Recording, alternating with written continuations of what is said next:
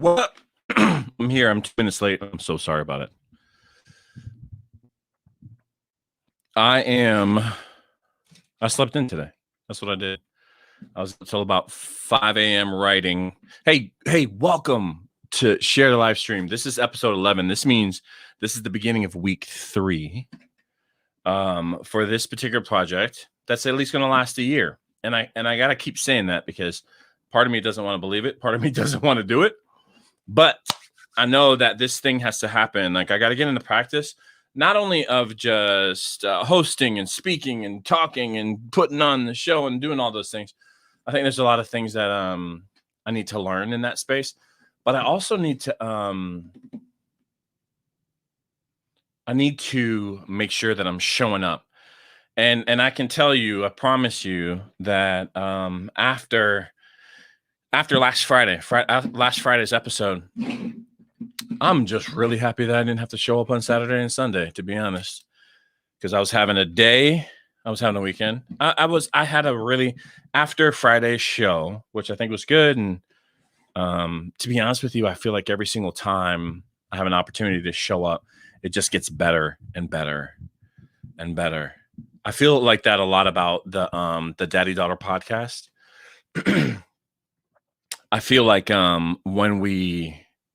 that Hannah and I produce something better than the last time. Every single time we produce, we just talk, or we get into that space to talk. And I feel like that's what's been happening with this. So look, if we started 2 weeks ago, this is the beginning of week 3. We've had 10 different chances to try to be obedient. Part of the reason why we're doing the show is because I felt like God was very specifically saying to show up with what I can right now in this season. A lot of you guys know that I've been injured and yada yada, and there's not a ton I can do, to be honest with you.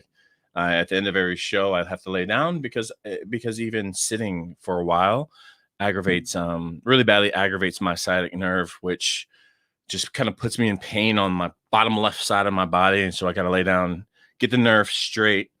And part of relaxing it is to do that. And so I do that. But I know I can show up every single day at 1:30. And one day I'm going to get on here and I'm actually going to remember the movie that was kind of the tipping point with Will Smith and the zombies. And he goes to a pier at the end. At every single day, he goes to a pier and he shows up and he says, I'm going to do this broadcast every single day at 12 o'clock. This is my version of Will Smith's world-saving show up, because ultimately someone would find him because of his broadcast and yada yada yada, and gotta watch the movie. But I have to show up and I have to share, and it needs to be things that are part of my life. It needs to be part of my struggles. It needs to be not whitewashed. I think that very important about this project, very important about the season, is that I'm just brutally honest about some things. I think that I said last week, 2 weeks ago, it was week 1 of this project. 2 weeks ago, I forgot about my therapy session, completely forgot. Oh, my lights aren't on. I completely forgot about my therapy session. Now, what that tells me is, first of all, I'm a jerk, and somehow I have lost complete. I have lost. Oh, that's orange. That doesn't look that great. We're gonna do purple. Okay, cool. I lost track of days. That's what that means. I used to be the guy that was like on a schedule all the time and had a thing to do. And I'm trying to appreciate this time as a blessing. When I crave things to do, I crave the ability to do things. I'm trying to look at this season as a pause, a reset, as a wiping of the slate clean in my life, to restart what it is that God wants me to do in the world. And so anyways, part of that is I just have been really bad about days. Sometimes I don't even realize, oh my gosh, it's Thursday. It's whatever day. And I forgot it was Wednesday. That means I'm jerk, and I've totally lost track of time in some regards. But also, I think what also was really important about it was that I also very specifically have been able to be therapeutically moving thoughts through with this project. I've been able to. I'm a out loud processor, and I think that if I'm being completely honest, another reason why I needed to do this project is because I don't feel like there's any one person that I can process the amount of things that happen inside of me, or the amount of things that are happening in this particular season, without pulling them down to a certain degree. Um, and that's not my goal. If you know me, my goal that's the opposite of my goal, right? My goal is to lift people up. And so what I wanted to do is I just wanted to process some of the things that happen inside of my life verbally. And you know what? If it's helpful to one person, then I'm good. And that's kind of been my goal. If just one person hears something, or here's a sound bite, or whatever it is, which I gotta get better about producing those. If one person just like has a little bit of a perspective shift, or maybe just feels like, hey, I have an issue with that, or that's something that I feel, and they feel like they're not alone, then we're good. This is a wild success. And it doesn't matter if anyone's paying attention right this minute or not, because no one's on. And no one might be on for this entire show. I'm going to turn on the my Instagram, which has a little bit more followers. I mean, my Facebook page is only has about 400 people that are part of that community. And then my YouTube is like brand new, like 7 people. So I should probably this week plan on asking more people to join that community. But maybe you could, you know what I'm saying? Maybe say, hey, do me a favor and join this community. This guy, at least he's talking in the right direction. And I think we're calling the show Good News and Company. Even though it's sometimes not good news. And I think that today's topic, the reason why I slept in today is because I was up really late, and I was processing multiple things at the same time. One of them, not so positive, but a reality. And the reality is that I have developed anxiety at a level that I had never had anxiety in before in my life. And like I'm talking about like gripping, chest gripping anxiety. And one of the times that it shows up significantly is at night when I get ready to go to sleep. And I didn't really understand it for a little while. And I'm not going to get too much into this today, but I didn't understand but physically my body knows that when I go to sleep I wake up in pain, or I wake up in the middle of the night in pain, or something in that space. So what's happened is I have started to my body has learned that sleep equals pain. And because sleep equals pain, my body has begun to just produce anxiety around going to sleep, which is not fun because I love sleeping. I have always loved sleeping. But when I put my finger on what this was and what was going on, I was like, look, man, if I'm gonna be awake, I love to do something with it. Uh, and if I can't sleep, and when I'm in, it's weird because when I'm in a revved up state, like kind of what happens when it's time for me to go to bed right now, I like to create, and I like to write, and I like to produce. It surprises me, actually. It's funny because I was thinking about this last night. Hey, with listen, like with these lights right here, boom. Uh-oh, what happened? What does that mean? No, what does that mean? Someone just asked me what happened. With what? I'm on. Oh, she might mean I'm on. She might mean, hey, I didn't notice that you're on.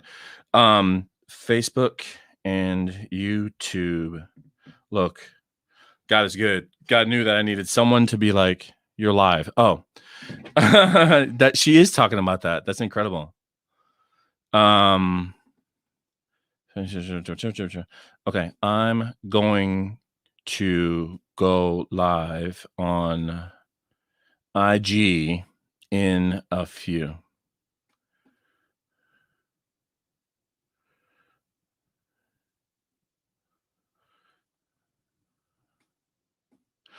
That's nice. That's nice. If you got people that are out there doing something, man, just support them. It's not even the hardest thing in the world. It's free. It's free. Yo, click the like, follow the thing. If you got friends doing something, I don't care if you got a friend that does a lot of things, and I think this is one of the reasons why I'm running into. I think my bubble is way too small. I think my people are just like, oh, Joel's doing something else, and I'll catch it at some point or whatever it is. But if your friends are doing something out there, support them, love on them, miss them if they're not where they're supposed to be at the right time. And so that was a friend of mine was just basically saying, where you at? Because like I said earlier, I'm going to be on my my Instagram in a few minutes. I just kind of wanted to kind of vibe with the early opening segment before I kind of got into the actual topic, before I popped on my my IG live for the Joel David Barnes. But I'm going to have the IG live on in a little bit. Man, we're all over the place. What were we talking about? We're talking about supporting friends. And before that, we were talking about, this season and not being able to sleep. And so I wanted to kind of create a little bit more. And last night, actually, I spent some time last night, just kind of writing a little bit. I spent, and I didn't expect it. It's in my Discord, actually. This is something I'd probably post on Facebook eventually. But I have in our topics for Livestream, I kind of stumbled across this quote, and I think this is going to be tomorrow's topic. But I just was writing for a little while. But then at the same time, I was writing for a little while about this quote that I had read and my thoughts through that, which it's a lot of content for. It's just supposed to be topics for Livestream. It's a lot more expanded than a bullet point. But hey, whatever. We can do whatever we want. And I kind of expounded a little bit on but I wrote that. And then I was writing and talking about how weird it's been for me to sleep and stuff like that. And so I've had to try to figure out how to shift this, pain in the ass thing that you can't sleep into something that's positive. And at least if I'm going to be like revved up and like on the edge of my seat, which is kind of what it feels like when I'm in anxiety at night. I wanted to use it for some purpose, right? And so I wanted to write, and because I did write, I think I came up with some decent things to kind of talk through. And yesterday early in the day, I had 0 topics for the week, which is fine. Like I'm kind of winging. I'm winging this thing to the point where it's like, we'll figure it out. Whatever we're going to talk about, we'll figure it out. The most important thing is that we show up every day at 1:30. The most important thing now also is I'm realizing that people are going to miss it if I'm not on IG. And so that's an important thing. We've talked about it, but maybe we should just make sure we go live at 1:30 on IG too. And so let's do that. But but yeah, let's fire up this IG. Let's get it started. I'm really excited to be with you guys today. I feel rested, even though I was up really late. I did sleep late. I feel good for some. I feel like I got enough sleep, which is something it's a little bit rare for me. But you know what? I'm really it's really nice that my friend checked on me. It feels good, It feels good that someone was like, "Hey, where are you?" Like I'm, trying to see where you are, and you're not where I thought you'd be, and that's nice. That feels good. So thank you, friend. Thank you, friend, who texted me a few minutes ago asking me where I'm at.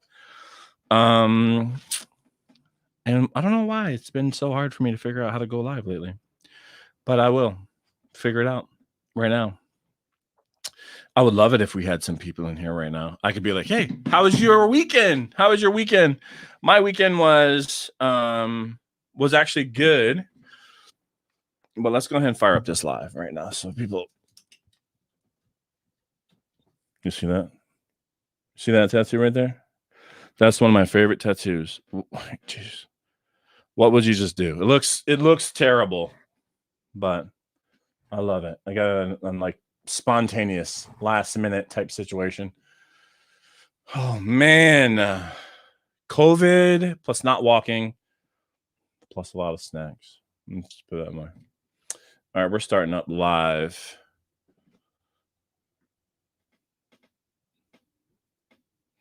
Again, you guys got the music. That's the thing. If you tune into the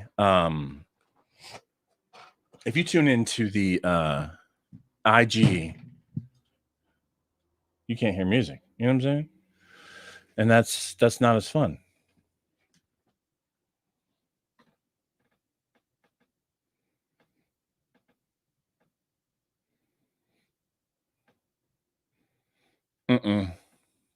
This is hey, look.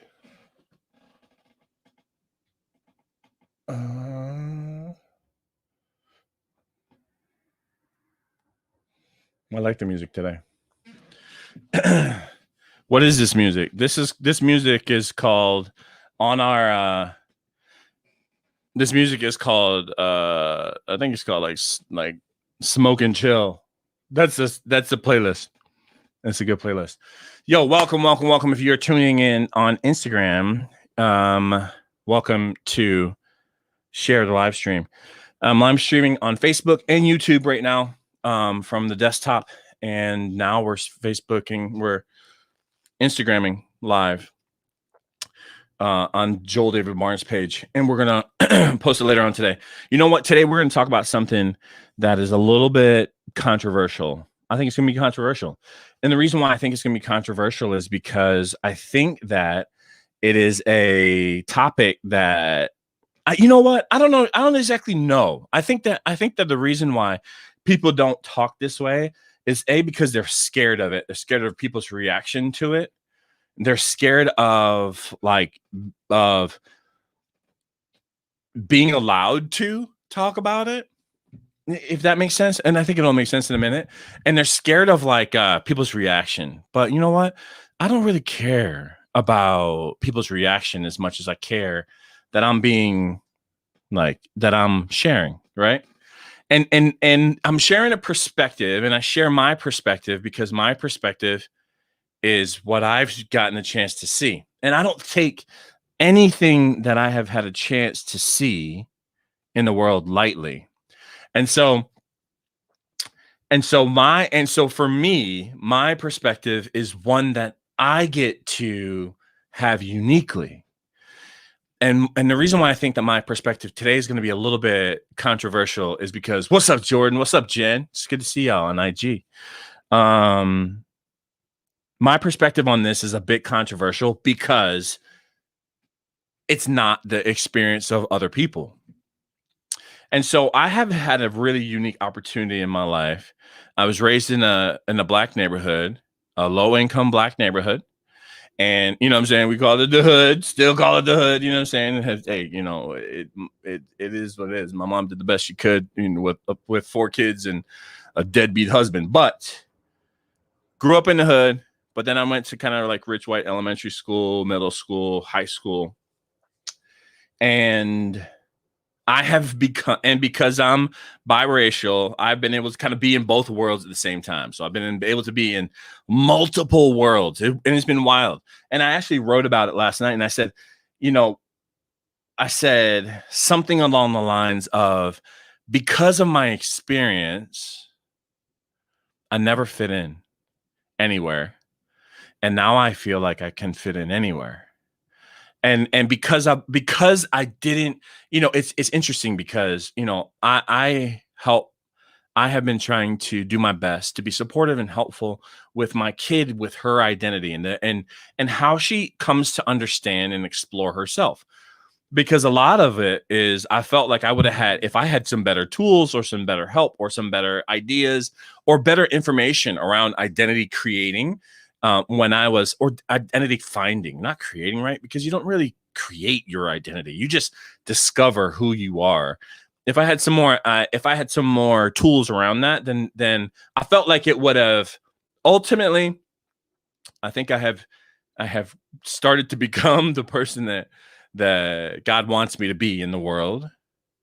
I think he's kind of created, he's created a lot for me to share. He's created me as a person that does want to share, craves it, desires it. And what I think is really interesting is, wanting to help her develop some of those tools with figuring out who she is. I've learned even more. I've been able to learn even more about myself. And what's more, and as I've done more work, more therapy, more stuff like that, what I think has been able to be, what's been really incredible is I've been able to discover that I'm allowed and I'm worthy and I have a worth opinion. I kind of hate opinions. I'm not gonna lie. I hate opinions. I hate opinions because they begin to set expectations for ourselves that essentially could set us up to fail. I'll say that again. I hate expectations because they start to set us up to fail more often than not. And I think quite often, actually, our expectations teach us to take root in something that we know that's a reality. And then when the opposite comes, or when something different comes, then it's not accepted, then it's not approved, then it's different than what we expected. And because it's different than what we expected, we automatically resist to it. And I'm going to stop beating around the bush, and I'm going to tell you about some expectations, some things that happened this past weekend with this dog. This dog ended up being, what a life lesson. What an amazing experience. So some of you guys might know, we found a dog last week. By we, I mean, I'm not really, able to do a whole lot of dog walking these days, but Melissa, my daughter's mom, came over and she took Gracie out for a walk. And she took Gracie out for a walk later in the, I don't know, around dusk, whatever. And she took her across the street, not far, took her across the street. And while she's out there walking around, she finds a dog. She finds this stray dog.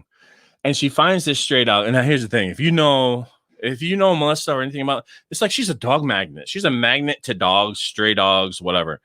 Gracie is a result of, I've told the story last Friday. She's a result of Melissa finding a stray dog, and then we got that stray dog's puppy.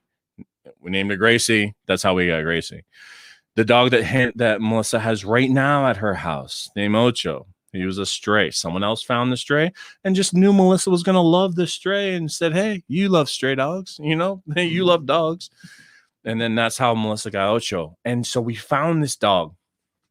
She found this dog and brought it in, the dog was matted, dog was dirty, dog was, scared, brought her in. Literally, she called me. She said, I found the stray dog. And here's the difference. And this is, I'm going to expound a bit on this later. I just think different about like dogs. You know what I'm saying? Like, it's just kind of like been part of the way I brought up. And I'm like, yeah, okay, you found the dog. Like, in my mind, the first thing that I'm thinking about is like, if that dog's sick, it's going to get Gracie sick. What if they fight? What if, I'm thinking about logistically all the things that could go wrong. Does the dog have his shots? Whatever it is. Like, what's the point of saving one dog if we get another dog sick? But that's not. Melissa is like, we got to take care of this dog. And it's great. And she brings the dog in and we give the dog a bath. And Melissa starts cutting the dog's matted. Matted is like where the hair gets all bunched up, whatever it is. It's like flat dreadlocks, kind of like locked hair. You can't get a comb through it. It's just like it's not been brushed out or cut in a long time. You could tell, and it had been outside, so it was dirty. So she's giving this dog a bath and haircut and all those things. Loving on the dog. Note, loving on the dog the way that she knows how to love. And she, we're trying to figure out what we're going to do with the dogs. Are the dogs going to get along with our dog? Is this dog going to get along with our dog? I'm posting everything on Facebook and doing all the things to try to find the owner, because I'm kind of more obsessed with the fact that what if something would happen to Gracie? I just want anyone to do anything they could to help us get Gracie back. And so we're going through that whole process that lasts for a day, and then 2 days, and 3 days. And then Sunday, so we have the dog here on Thursday night. Melissa takes the dog back on Friday and Saturday. Great that she gets along with, Melissa's dog. Great. Ocho, great. Everything's good. We're still, now we're starting to wonder, like, nothing's popping up in the neighborhood as far as lost dog signs or anything like that. We're just trying to figure it out, but we're not really getting anywhere with it. Melissa brings the dog back to me and Hannah on Sunday. And I'm like, look, I just feel like we have to do, this dog is starting to grow on us, right? Like we're like, okay, well, we could figure out how to take care of this dog. We can, we co-parent the kid. We can figure out how to co-parent this dog, I guess. Maybe, I'm worried about money. You know what I'm saying? I'm like, I can barely feed the three of us, me, Gracie, and Hannah right now. And so anyways, we're talking about that. And I'm thinking about vet bills. And honestly, one of the biggest fears I have if something were to happen to Gracie and me not be able to afford to get it done because, it's out of pocket quick. And so I already have that kind of fear in the background. And now I'm like, I don't know. This dog is literally probably 7, 8 years old, and I have no idea any of its history. Don't know if it's healthy. And so I have some more anxieties around it. But Melissa has to go to work from Sunday, Monday. And I'm like, well, we got to me and Hannah have to take care of the dog. So we take care of the dog. And trust me, I'm telling this whole story for a reason. It's a very controversial reason, I think. So we take a walk. A friend of ours, Alyssa, she knows that we have this dog. She knows that we're I had posted it. She said, I think I found that dog 6 years ago. She sends me a photo. She sends me a picture of when she found the dog 6 years ago from her Facebook. And when she sent it, I was like, that's the dog. And so she's like, well, I know the general area where the dog lives, I think. Let's, I'll be in the neighborhood. Let's just walk over there and see if she takes us where we're supposed to go. So we do. We take the dog over. I grab my crutches. Hannah's with us. We got the leash and the collar, the new leash and the collar, and we walk over there. And literally we walk over to the general area, and the dog just walks up this set of stairs to this door. Door opens. We don't knock. We don't nothing. They could just tell that someone's coming up their back steps. Boy comes out. He's like, oh my gosh, that's my dog. And like dog's tail goes crazy. They get reunited. The sister comes out. She's like, oh my gosh, this is our dog. And then mom comes out, and mom's like emotional. She's like, oh my gosh, like, you don't understand. Like, we've been looking everywhere for her, and she must have slid out when I went out for groceries. And you can tell this is a jet black dog, and that alley back there, it gets dark back there. So if she would have like out, like you probably wouldn't see her. You might miss her. And some of the things that were concerning to us, and here's where opinion comes into play, and here's where expectation can literally be a noose around your own neck. We had made an assumption that not just was this dog neglected because the dog's hair was matted and the dog was dirty, but that whoever owned it, maybe they were the only way it would fit into our heads was if like this was a person that wasn't able to really take care of this dog well. And so first of all, I think that's highly controversial. And the reason why I think that is highly controversial is because we started making our minds up before we had any information. We started judging the situation before we had any information, aside from what we saw. And then seeing that dog be reunited with that family, it was an eye-opener. It was an eye-opener for a lot of different reasons. One, it's very clear that dog is loved, like beyond loved. It's very clear that the dog was missed. She like the little girl was like, "And you got her a new leash and a collar. Can we keep it?" And I'm like, yeah, whatever. Like, what are we gonna do with a new collar or leash? Like, that's her. That's Jade's. So we found out the dog's name is Jade, and Jade was the name of the dog. But then what I also started to notice is I started to notice that rub that was like, you know, we assumed our expectation was that this was someone who was unable to take care of this dog, and or that the dog had been out for a while, or yada yada, and we didn't really know what the yada yada was, right? We just had like, you know, this dog has been neglected in our minds. And the reality was that dog was the happiest dog ever to be reunited with its family.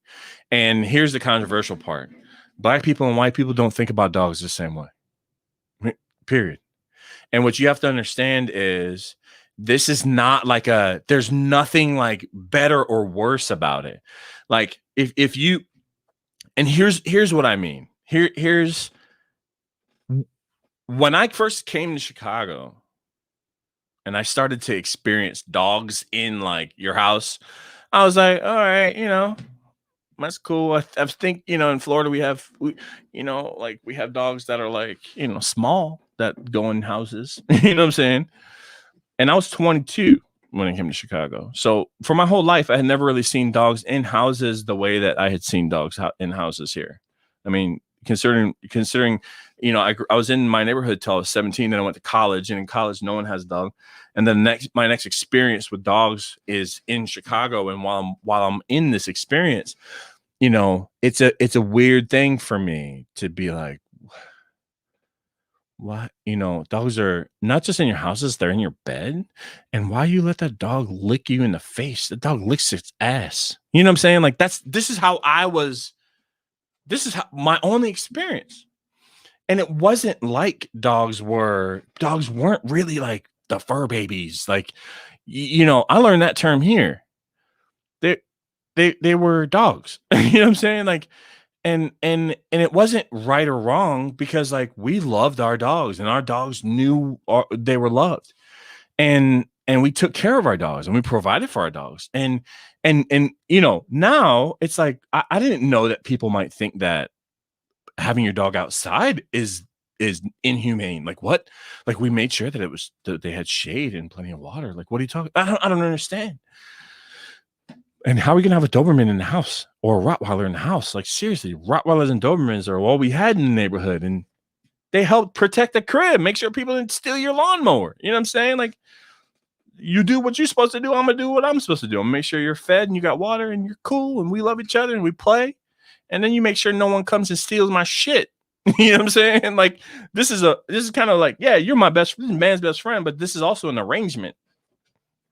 And I think that there was a lot of dogs that like kind of had that responsibility or whatever.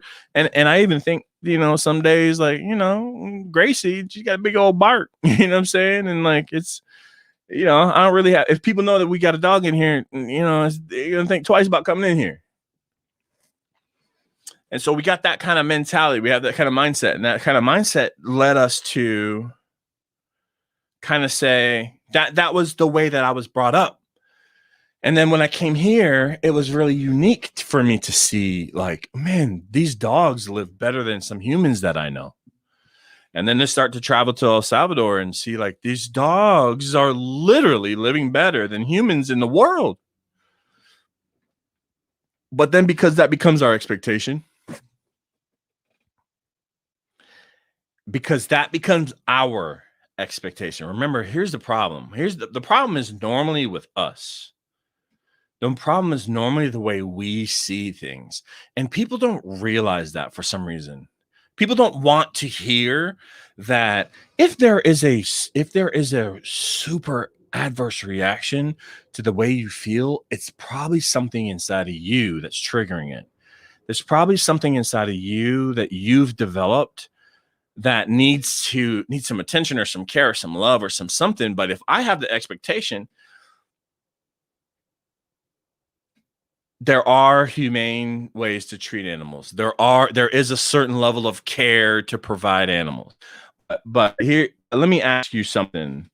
If you were to be in a situation where you had a chance to choose between providing something for your kid or providing a sweater for your dog, which one would you do? If you were to, and I'm not just talking about like the willy-nilly, like quick little examples. My point is, I could go down a list of things and say, if you had to choose, if you were to have to choose, which one would become priority? If money was constricted, if budget was tight, who would you choose? Would you choose to get your dog groomed every month for $100, or would you choose to buy your kid a new pair of shoes? You know what I'm saying? And so my mom says my kids were always first, and that's the truth. That's the truth. We were always first, and we were taught that we were first. Now, I'm not saying that dogs are like so far down the pedestal, but even on Friday, when I said that I had posted it on Thursday, and then there was like 300, there ends up being 300 or 400 posts or reposts. I ended up being like 500 reposts and comments and all this stuff about this lost dog, and we don't even react to each other with that much love. And to me, that feels a little bit it in a sensitive time, in a tough place, it felt exacerbated. It felt like, what? People care more about this dog? And so I'm not going to lie about that. I'm just going to call it out how it was. And I would have a terrible day on Friday, and it is what it is. That's not the subject of today. Today we're talking about just this level of expectation that we have come to put on other people for the way that they handle their lives, or love on their animals, or interact with their kids. And we've become this opinion-based society that says that we are the ones that are right, and the way that we think about it has to be the way that's right, and the way that someone else does it or interacts with it has to be wrong, because it's not the way that I do it. Now, I'm not saying if it was my dog, my responsibility, maybe the hair wouldn't have gotten mad at that way. But that dog was loved. You understand? Like, that dog was loved beyond loved. Those kids were loved beyond loved. They were a family. We were reunited, a family. There were tears. The mother tracked me down on Facebook to thank me over and over and over again, and then sent a reward. Okay. And if you're one of those people that's like, well, she has money to send a reward, she could have had the dog groomed. But you don't understand. Like, if I don't have money to provide some of the things that I want to provide for Hannah, but if something happened to Hannah and she came back to me, I would give you every single thing that you can see in iShot to thank you for that. And so I want us to wrestle. This was a huge example to me. This is a huge life lesson to me as to where we are with how we cast our opinions and the ways that people should do the things that they should do on other people. And then when it blows up in our face, we're the ones that are mad. We're the ones that are like, well, that dog should have been groomed and should have got a haircut. Look. Someone had to teach me how to change a diaper. You know what I'm saying? Someone had to teach me how to care for a kid. I had to observe it somewhere. I didn't just magically have it. Someone had to teach me how to talk to my kid. My mom has taught me how to talk to my kid. A lot of it is making space, just making sure that, hey, wherever it is, whenever it is, I'm here. That availability. I had to learn those things. I didn't just magically have those things built inside of me naturally. And so in a world where priorities might be different, where it might be more important for a family to provide for their kids and love on their dogs the best way they know how to, we should be careful about the way that we cast our opinions on others. We cast our judgments on others and then get mad at them when our expectation is not to par, is not what we would have done. I think it's a very slippery slope. I think it's a very dangerous thing. And I watched it play out. I watched it play out this week. You know what I'm saying? Like, and I could not help but be a part of it. Like, I was like, well, why didn't the dog chips? I don't understand. But you know what? You tell someone it's like, oh, this dog ain't going nowhere. You know what I'm saying? That it needs a microchip. A microchip, first of all, it sounds like it costs like $400. And without knowing, you know what I'm saying? Like, you might not know it doesn't cost $400. You might say like, hey, you know what? This type of dog with this type of hair, maybe they didn't know that this type of dog with this type of hair needs that kind of hair treatment. But I can tell you this, We're friends now. We're connected to this family. We're gonna have play dates with our dogs now.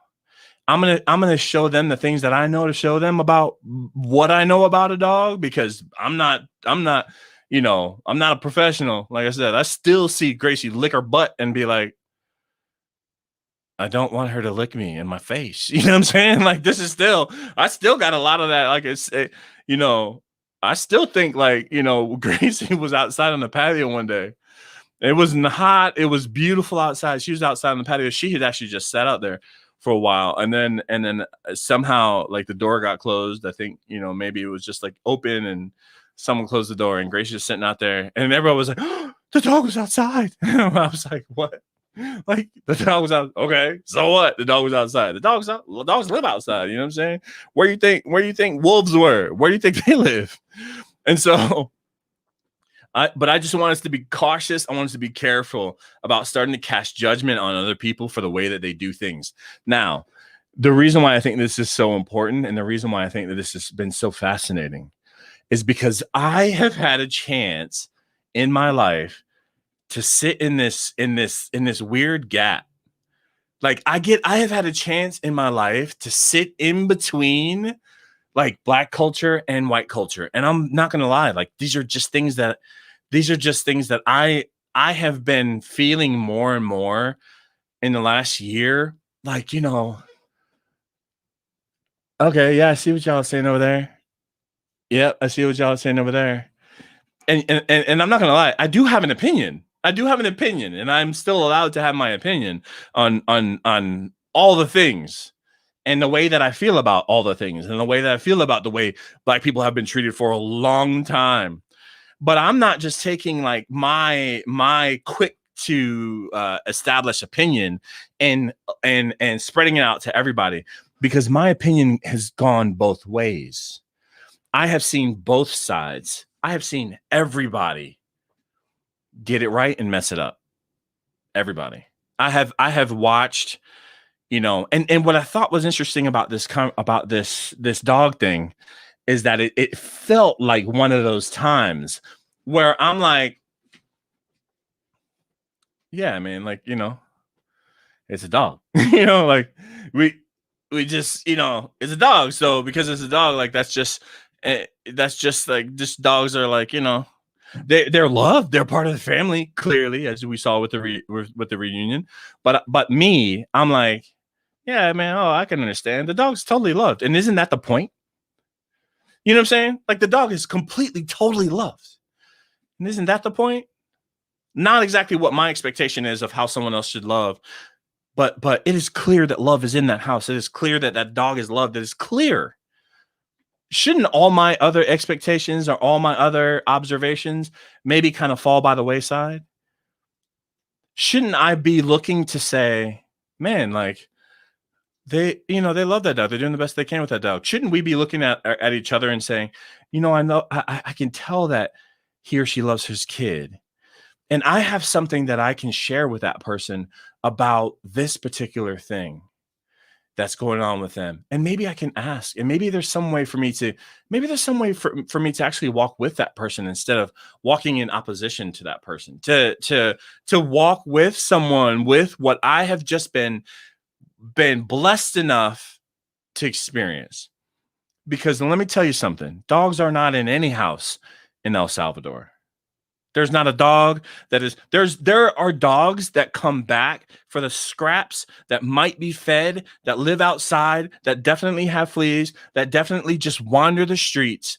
But if that dog is loved by that family, that dog comes back. That dog is part of that family. And I've watched it in real life.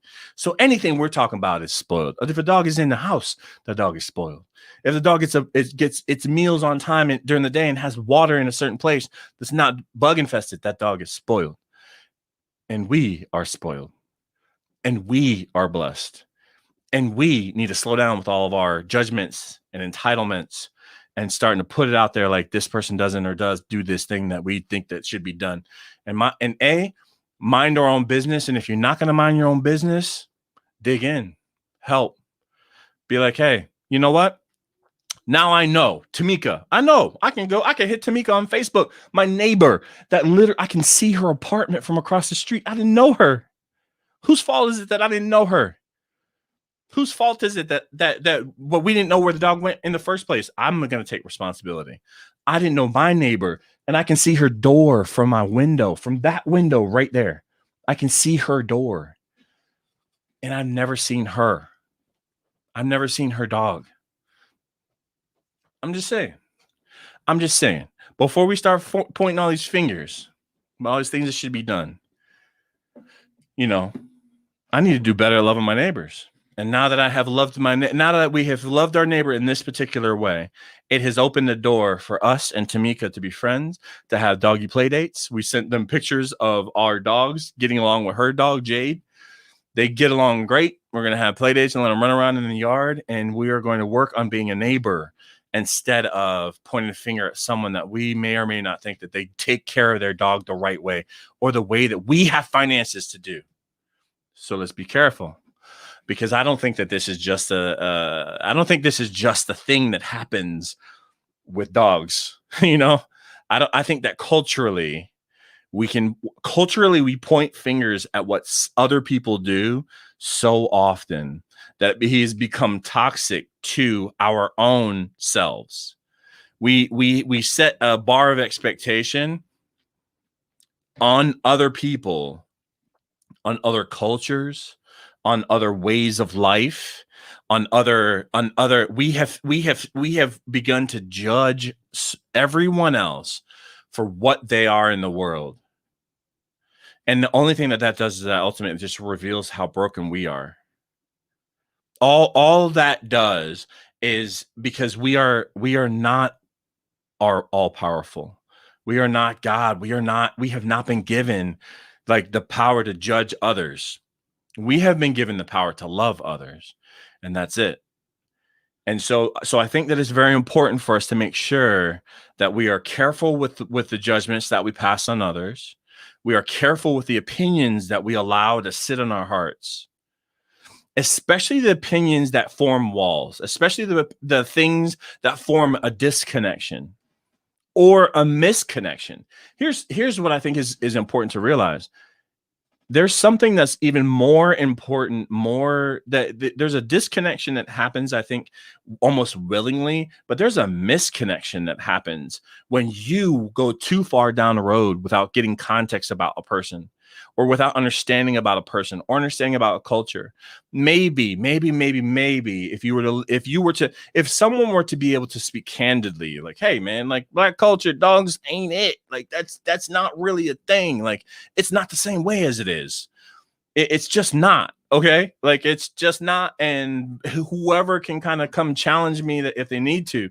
But the way that I grew up, where I grew up, in the neighborhood I grew up, like, do you understand? Humans are the most important thing. And then dogs are like not. Then they are a bonus. They're like icing on the cake.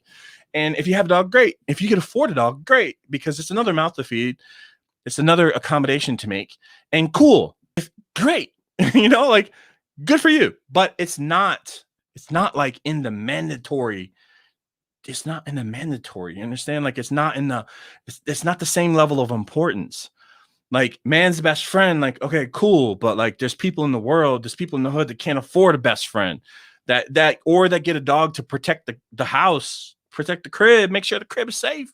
So no one comes in the crib, make sure. That's why we had a dog. And then when we didn't have a dog, we got a lawnmower stolen multiple times and people broke into our house. And that's the truth. And so what I would just say, let's just, I'm not going to get into this tomorrow, but I will let you know what we're going to talk about tomorrow. Last night when I was insomniac, I saw a quote that said, love is so much easier than hate. Let's love each other regardless of race, religion, or who we love. And you know what? Face value, boom, sounds great. Like, I love it. Great quote. I don't agree with it. I don't agree with it at all. And I'll explain more tomorrow. I don't agree with that statement. Read it again. This is a statement that I don't agree with. Love is so much easier than hate. I don't agree with that, first of all, period. Second part of that statement says, let's love each other regardless of race, religion, or who we love. I don't agree that it's that easy. I think, without revealing too much, but I'm kind of proud of this. As I wrote and processed last night, I want us to love people regardful of race, religion, who they love, economic status, what side of town they live on. Regardful, with regard to. You understand what I'm saying? There's a big difference than loving someone regardless of who they are and loving someone with regard to who they are, with how they are in the world, with the things about their story that you may or may not understand. Loving someone takes work. Loving my neighbor is going to take work. We're going to build a relationship. You know what I'm saying? Like, we're going to build a relationship, and I'm going to get to understand her. And I'm going to understand. Okay, from what I've seen, I see love, but I also want to understand, like, what else is going. Like, what else is going on? Like, where's dad? If dad's around, or whatever. I want to get to know my neighbor. Because that's the only way I can love my neighbor well. And we're going to talk more about that tomorrow. We're going to talk more about this way that we have kind of tried to program ourselves to love each other without getting to know each other. The way that we've almost set the expectation to be loved without sharing. And it's weird. I don't mean to keep bringing it back to that word, but God's told me it's all about that word. And I can't help but stumble across the fact that the more we share, the closer we are. The more I can process, the healthier I am personally. The more that we can be in community with each other, let our guards down, and connect with each other, it's the easier the puzzle pieces fit. And so we're going to talk about that a little bit tomorrow, about not loving people regardless of XYZ. We're gonna talk about loving people regardful of it. And I think today was a decent, like, kind of like an appetizer. You know what I'm saying? Black people and white people just don't think about dogs the same way. Okay, we just don't. And I say we just don't, knowing that I'm like in both communities. You know what I'm saying? It's just and yes, there are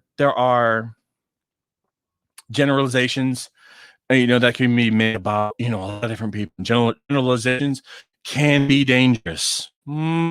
I think, though, if we were to do a poll, you know what I'm saying, I'm pretty sure that I'd be right about that particular statement.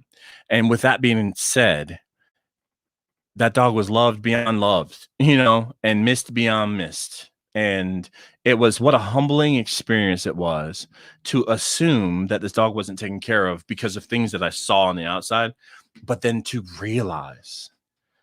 have my eyes opened, like, look, boy, just because you love someone some kind of way and do something some kind of way, it don't mean everybody got to love that way. People love differently. People show love differently. People show affection differently. People have different expectations. And if we're not taking all those things into context, I don't think that we are loving people the way God wants us to love them. And that's it. And that's my story, and I'm sticking to it. If you are in here, if you're part of this, if you're watching this, just do me a favor. I'm gonna drop a link in the chat, and it's for another app. Yep, it's another app. Hey, everybody's got to just deal with it. I'm dropping the link in the chat. It's from our Discord. You go download it, figure it out, get into the Discord. The point is, this is a place where we're just going to have good news as often as we can. It's kind of it's going to essentially be the hub of this ministry. It's where, it's where, if there's a live stream topic you want to hear about, you can ask for it. If you have a prayer request that you can, there's a place in there where you can submit a prayer request. There's serving opportunities when they come up. I can't wait to start developing out the praise report system. Like, once a week, I want to make sure that we're doing a praise report. We're going to talk about how good God is, and because I think we need good news in the world as often as possible. But, join that Discord. And that's an invite that I sent in the link. Join that, be a part of that community. It's going to grow. It's going to grow because God said it's going to grow. And like I said, if this is helpful to one person per time I share, then it is 1000% necessary important, beneficial, helpful, not just to me, but to whoever it is. Even if it's just if it's just showing up at 1:30 Central Standard Time, where I'm going to be, and I'm going to be babbling about something. Yo, welcome. No, you're not alone. We're going to get through this next season. It feels like hope is in the air. It feels like there's things in the air to look forward to. And so I'm excited for that for all of us, but we're going to keep doing this. And so with that, I'm going to sign off, but let's just remember, don't forget to share. Don't forget to share. You have enough. We have enough. What if, and you can apply that statement. If you have enough on your plate, if you have enough going on in your heart, if you have enough difficulty happening, don't forget to share. Don't forget to let someone know, and I can be that person. Don't forget to let someone know that you need help. Don't forget to let someone know that you're going through it. Don't forget to let someone know that you need to be prayed for, because I will do that for you. I promise. You are not alone. And if you have enough to share, and you want to apply it to like your blessings, your finances, your whatever it is, I'm also going to say, if you have enough, share it. You have enough, share it. So either you have enough in your heart, or you got enough in your pocket. Don't forget to share. Don't forget to release it. Don't forget to let it go out into the world, because it could be a blessing for you. It will be a blessing for you and others. So don't forget to share. Joel Barnes signing out. I'm really excited about continuing to show up and do this. I'm really thankful that I have this opportunity. So I'll pray us out quick. God, thank you. Thank you. Thank you. You know the week I had. You know the Friday night that I had. You know you were there for the breakdown that I had Friday after just another gut punch with workers' comp approvals or whatever. You were there. You were there when I lost it. And I'm so thankful. And I'm thankful for the restful weekend. And I'm thankful to show back up 1:30 on Monday, like you've asked me to do. I'm thankful for this opportunity. And I'm thankful for anybody that's participating and watching, and even a piece of it gets a chance to maybe kind of think about sort of blessing someone. I'm just so grateful to be part of that. So bless these things in this holy week. It's your week. Every day is your day, though. I think about, you know what I'm saying? Like but this is a week that we observe your son's coming back, your son's death and resurrection. And we are just so thankful for everything. I'm thankful for things you do for me every single day. In Jesus' name, amen. Thank you for joining. Appreciate y'all. I'm going to end the podcast right about there.